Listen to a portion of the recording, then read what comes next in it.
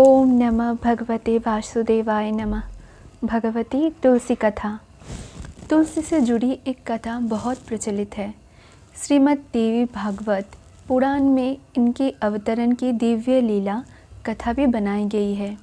एक बार शिव ने अपने तेज को समुद्र में फेंक दिया था। उससे एक महान तेजस्वी बालक ने जन्म दिया। ये बालक आगे चलकर जलंधर के नाम से पराक्रमी दैत्य राजा बना। इसकी राजधानी का नाम जलंधर नगरी था। दैत्यराज कालनेमी की कन्या वृंदा का विवाह जलंधर से हुआ। जलंधर महाराक्षस था। अपनी सत्ता के मद में चोर उसने माता लक्ष्मी को पाने की कामना से युद्ध किया, परंतु समुद्र से ही उत्पन्न होने के कारण माता लक्ष्मी ने उसे अपने भाई के रूप में स्वीकार किया। वहाँ से पराजित होकर वो देवी पार्वती को पाने की लालसा से कैलाश पर्वत पर गया। भगवान देवादिदेव महादेव शिव का ही रूप धरकर माता पार्वती के समीप गया, परंतु माँ ने अपने योग बल से उसे तुरंत पहचान लिया था। वहाँ से अंत ध्यान हो गए। देवी पार्वती ने क्रुद्ध होकर सारा वृत्तांत भगवान विष्णु को सुनाया। जलंधर की पत्नी वृंदा अत्यंत पतिव्रता स्त्री थी। उसी के पतिव्रत धर्म की शक्ति से जालंधर ना तो मारा जाता था और ना ही पराजित होता था। इसीलिए जलंधर का नाश करने के लिए वृंदा के पतिव्रत धर्म को भंग करना बहुत जरूरी था। इसी कारण भगवान विष्णु ऋषि का वेश धारण कर वन में जा पहुँचे, जहाँ वृंदा अकेले भ्रमण कर रही थी। भगवान के साथ दो मायावी राक्षस भी थे, जिन्हें देखकर वृंदा भयभीत हो गए।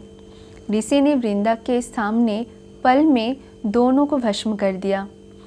उनकी शक्ति देखकर वृंदा ने कैलाश पर्वत पर महादेव के साथ युद्ध कर रहे अपने पति जलंधर के बारे में पूछा। ऋषि ने अपनी माया जाल से दो वानर प्रकट किए। एक वानर के हाथ में जलंधर का सिर था तथा दूसरे के हाथ में धड़।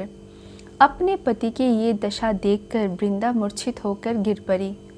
होश में आने पर उन्होंने ऋषि रूपी भगवान से विनती की कि वो उसके पति को जीवित करे। भगवान ने अपनी माया से पुनः जलंधर का सिर धड़ से जोड़ दिया, परंतु स्वयं भी वो उसी शरीर में प्रवेश कर गए। वृंदा को इस छल का जरा सा आभास न था। जलंधर बने भगवान के साथ वृंदा पतिव्रत का व्यवहार करने लगी, जिससे उसका सतीत्व भंग हो गया। ऐसा होते ही वृंदा का पति जलंधर युद्ध में हार गया। इस सारी लीला का जब वृंदा को पता चला तो उसने क्रुद्ध होकर भगवान विष्णु को सीला होने का श्राप दे दिया था।